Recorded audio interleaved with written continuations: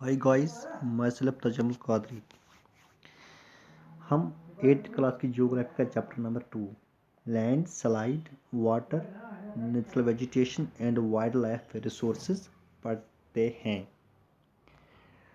कल हमने land resource पढ़ा था। उसका जो इस टॉपिक का जो हाफ सेगमेंट है वो हमने कल कंप्लीट किया था और इसका आधा आज हम कंप्लीट करेंगे। आज हम पढ़ेंगे लैंडस्लाइड। लैंडस्लाइड होता क्या है? देखो, mass movement of rocks debris और अर्थ डाउन ए स्लोप। जब किसी पहाड़ी जगह से या ढलवान जगह से ज़मीन नीचे खिसकती है उसको हम बोलते हैं लैंडस्लाइड। ठीक, यानी ज़मीन का खिसकना उसको हम लैंडस्लाइड बोलते हैं। इसकी एक बेहतरीन मिसाल 8th क्लास की ज्योग्राफी में दी गई है। पांगी विलेज जो कानूर डिस्ट्रिक्ट उत्तर प्रदेश में है, जब वहाँ पे लैंडस्लाइड हुआ था तो वहाँ पे हिंदुस्तान तिब्बत रोड और नेशनल हाईवे 22 पूरी तरह डैमेज हुए थे। अब इसके काजेस क्या है? इसके काज हम यहाँ पे डिस्कस करेंगे। अर्थक्वेक, फ्लड्स और डिफॉरेस्टेशन। तो हम पहले देखेंगे डिफॉरेस्टेशन क्या होता है। डिफॉरेस्टेशन का मतलब होता है जंगलों का काटना, जंगलों का सफाया करना। ठीक, दरख्त काटना। देखो, जब हम दरख्त काटते हैं, पहले जो दरख्त के जड़े होते हैं ये ज़मीन को मजबूती के साथ पकड़ के रखते हैं। ठीक, लेकिन जब हम इन दरख्तों को काटते हैं, जो जड़े होते हैं ज़मीन में वो सड़ जाते हैं, डिकम्पोज हो जाते हैं, जिसकी वजह से जो वहाँ की ज़मीन है वो ढीली पड़ जाती है, वो ढीली पड़ जाती है। और जब बारिश बरसती है, ठीक है ना, ये जो ढीली ज़मीन थी, जब इसमें पानी जज़ब होता है, ये चूँकि अभी बंद नहीं होती, ये ढीली हुई होती है, ये आसानी के साथ खिसक जाती है। इस तरह जो डिफॉरेस्टेशन है ये लैंडस्लाइड की पहली वजह होती है। दूसरा, अर्थक्वेक। देखो, जब ज़ोर का ज़लज़ला आ जाता है, जो ज़मीन हो जाती है, पहाड़ी जगह पे जो ज़मीन होती है वो भी खिसक जाती है। ठीक, तीसरा होता है फ्लड्स। जब सैलाब आते हैं, इससे पहले आपको बताऊंगा जो अर्थक्वेक है, जब हम डिफॉरेस्टेशन करते हैं जो ढीली ज़मीन होती है अर्थक्वेक से वो भी खिसक जाती है। ठीक, उसके बाद हम करेंगे डिस्कस फ्लड्स। फ्लड्स क्या होते हैं? देखो, जब सैलाब आते हैं, सैलाब किसी भी तरफ अपना रुख करते हैं।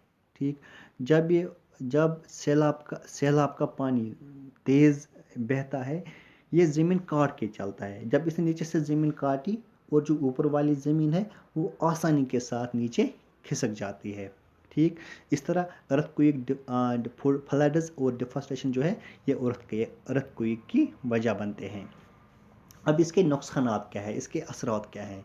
देखो, कोई भी डिज़ास्टर हो, चाहे लैंडस्लाइड हो या अर्थक्वेक हो, इनका पहला शिकार इंसान होता है। ठीक है, और यही इसका जिम्मेवार भी होता है। अब देखो, loss of life and property और फ्लड्स। जब कोई भी डिज़ास्टर होता है, जैसे लैंडस्लाइड होता है, इससे बहुत सारी ज़िंदगियाँ भी ज़ाया हो जाती हैं और जो हमारी जायदाद होती है, प्रॉपर्टी होती है, वो भी बर्बाद हो जाती है। और इससे फ्लड्स भी आ जाते हैं। फ्लड्स किस तरह से आते हैं, कैसे आते हैं? जब लैंडस्लाइड होता है, नीचे जब मिट्टी जब ज़मीन नीचे खिसक जाती है, वो किसी जगह पे रुक जाती है और वहाँ से जो नदियाँ बहती है वो उन नदियों को बुला करती है और इन तमाम नदियों का रुख है वो एक ही सिमत करते हैं। ठीक, जिससे सैलाब आने का खतरा रहता है। देखो, अब जो हमारी ये ज़मीन है, ये मतलब ये आहिस्ता आहिस्ता बर्बाद होती जा रही है। इस ज़मीन की हमें हिफाजत करनी है, क्योंकि जो हमारी अगली जनरेशन है उसके लिए हमें ज़मीन को सेफ रखना है। ठीक, इसके लिए हमें कुछ इक़दामात उठाने हैं, जैसे यहाँ पे मैंने 4 पॉइंट डिस्कस किए हैं। पहले हम करेंगे डिस्कस एफॉरेस्टेशन। डिफॉरेस्टेशन होता है जंगलों का कटाना, एफॉरेस्टेशन मीन्स जंगल लगाना।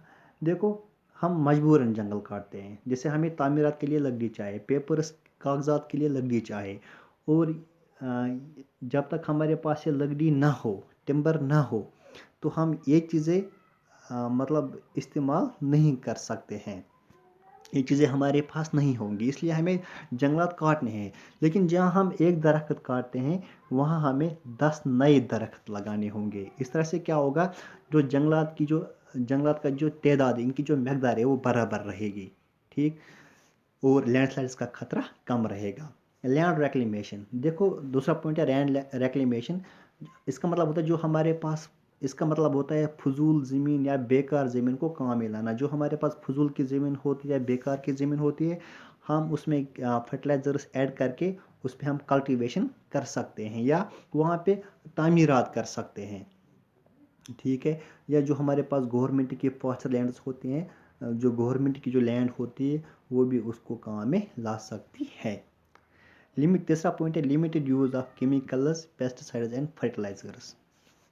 देखो अपनी ज़्यादा से ज़्यादा पैदावार हासिल करने के लिए हम उसमें केमिकल्स और फर्टिलाइजर्स का इस्तेमाल करते हैं, नंबर 1। नंबर 2, और ये अपनी फसल को कीड़ों मकोड़ों से बचाने के लिए, बीमारियों से बचाने के लिए हम पेस्टिसाइड्स का इस्तेमाल करते हैं।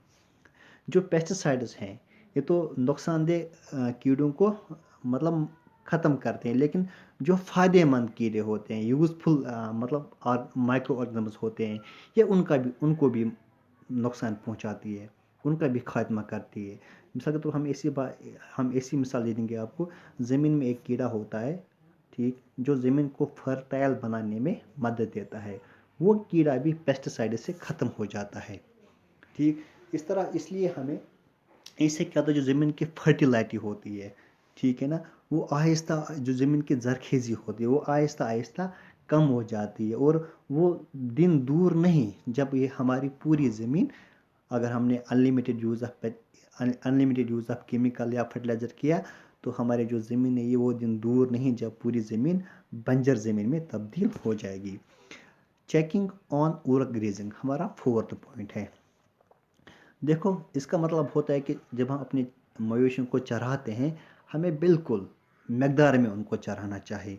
मैं आपको एक ऐसी मिसाल दे दूंगा, इससे आपको आसान से समझ में आ जाएगी कि इसका मतलब क्या होता है। जो हमारे शेफर्ड होते हैं वो अपने जानवरों को, ठीक है ना, वो हमारे मवेशियों को समर में पास्चर लैंड्स में, जंगलों में ले जाते हैं चराने के लिए, हमारे भेड़ बकरियों को। जो गवर्नमेंट उनको लैंड प्रोवाइड करती है, गवर्नमेंट को चाहे एक प्लानिंग करे, या ये जो शेफर्ड्स हैं इनको भी एक प्लानिंग करनी चाहिए। ये इस ज़मीन को, जो उनके पास ज़मीन होती है, ठीक है ना, ये उस ज़मीन को मिसाल के तौर पर 4 हिस्सों में डिवाइड करेंगे, ठीक ठीक। तो इसमें क्या होगा, वो 5 दिन एक हिस्से में अपने जानवरों को चराएंगे, फिर 5 दिन दूसरे हिस्से में, फिर 5 दिन तीसरे हिस्से में, फिर 5 दिन चौथे हिस्से में। इससे क्या होगा, एक गे बनेगी, ठीक। जब रिटर्न वापस, मतलब जब इसने तीनों पोर्शन, चारों पोर्शन ख़त्म किए, जब ये रिटर्न चौथे पोर्शन से, जब ये रिटर्न पहले पोर्शन पे आ जाएगा, इससे क्या होगा, यहाँ पे अच्छी खासी घास होगी, ठीक। और वो जानवर इस घास को आराम से खाएंगे। अब इससे क्या फ़र्क पड़ता है, जानवरों के घास खाने से या चराने से क्या फ़र्क पड़ता है ज़मीन को। देखो अगर हम एक ही फील्ड यूज़ करेंगे, अगर ये इस पूरे फील्ड में हम एक ही दिन अपने जानवरों को चराएंगे, ठीक है ना, या 10 दिन या 20 दिन एक ही हिस्से पे चराएंगे, तो ये जो जानवर है, जो अच्छी खासी घास होगी, 5-6 दिन में वो पूरा घास वो ख़त्म करेंगे। लेकिन जब नेक्स्ट टाइम आएगा, 7 दिन के बाद या 8 दिन के बाद, वहाँ पे छोटी छोटी घास होगी, ये जानवर उस घास को अपने